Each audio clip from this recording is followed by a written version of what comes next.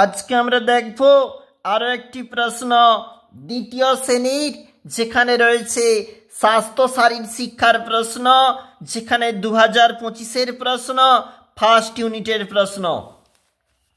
পূর্ণমান 20, সময় 40 মিনিট। দেখো কি বলেছে আমাদের এখানে, হাঁচি বা কাশির সময় মুখে কি নিতে হবে? উত্তর হবে হাঁচি কাশির সময় মুখে অবশ্যই রুমাল দিতে হবে। কিভাবে চোখের যত্ন নিতে হবে?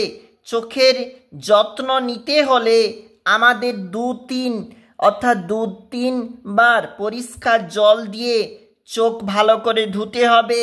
অন্যের রুমাল নিয়ে চোখ মুছা যাবে না। এইগুলা হচ্ছে আমাদের উত্তর, এবং এর জন্য রয়েছে 3টি করে মার্ক।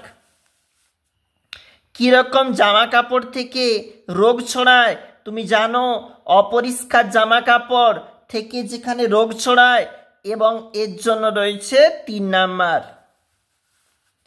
কিভাবে খাবার দূষিত হয়? 4 নাম্বারের প্রশ্ন। ঢাকনা না দিয়ে রাখলে এবং এক্সপায়ার পেরিয়ে গেলে, মানে কোনো খাবারে যদি এক্সপায়ার ডেট থেকে থাকে সেক্ষেত্রে দূষিত হয়। নোংরা জলের সংস্পর্শে, নোংরা হাতের সংস্পর্শে খাবার দূষিত হয়। কিভাবে পেটের নানা অসুখ হয়?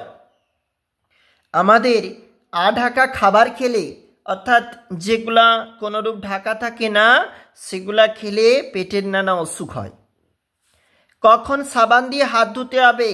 খাওয়ার আগে, খাওয়ার পরে সাবান দিয়ে অবশ্যই হাত ধুতে হবে আমাদেরকে।